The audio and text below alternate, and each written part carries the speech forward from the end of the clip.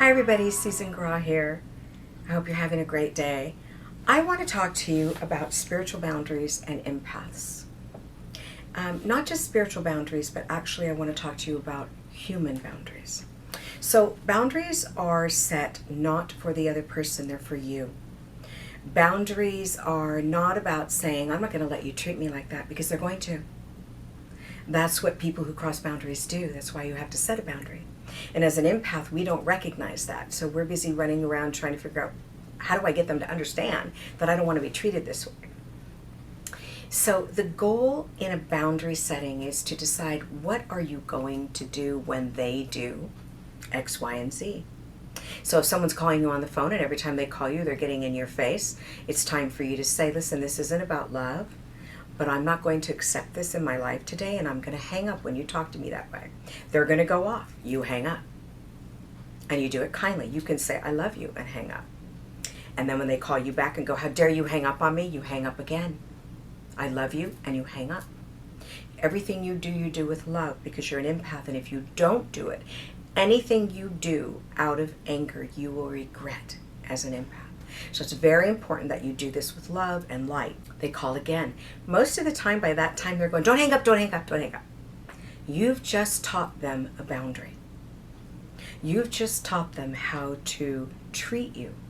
And when people used to tell me, you teach people how to treat you, Susan, I go, what do you mean? I tell them not to do it, and I give them love, and I do all these amazing things, and they still treat me badly.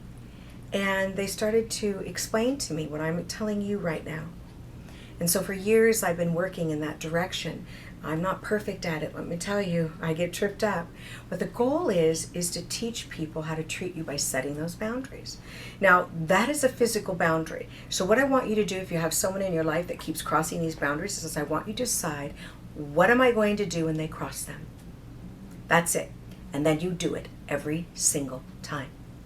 And they will learn that it's not working anymore. And they will learn how to treat you. Respect is a part of that also. Especially if you're dealing with a narcissist, by the way, because if they don't respect you, they will devour you. So teaching them that you're not going to accept the unacceptable. Very important. All you have to do is the next right thing. You don't have to fix them. You don't have to do anything else. Just do what I just said. Keep setting your boundaries. Spiritual boundaries for an empath is different. That's about what's going on in the spiritual world that we're like a vacuum sucking in. And let me tell you, I suck everything in. So I'm constantly putting boundaries between me and other people. And what I do is I pause myself.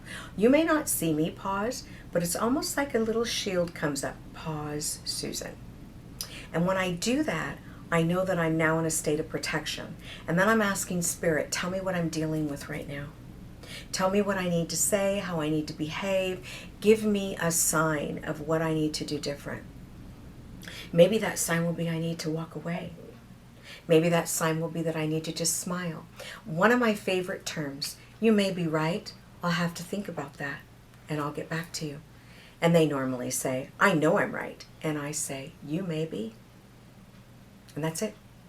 There's my boundary. So it's teaching people that I'm not going to engage in unacceptable behavior. When I do engage in it, I don't like me. So now I feel guilty and I want to make amends.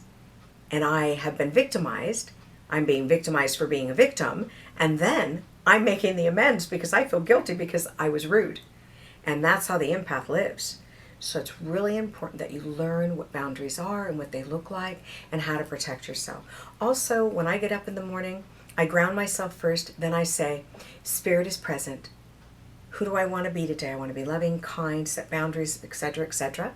And then I say to myself, behave accordingly. They're there. They're paying attention. They will guide you. They will help you. All you have to do is be willing to listen. And in another video, I'm going to teach you how you listen. Thank you so much for listening to this video. You all take care.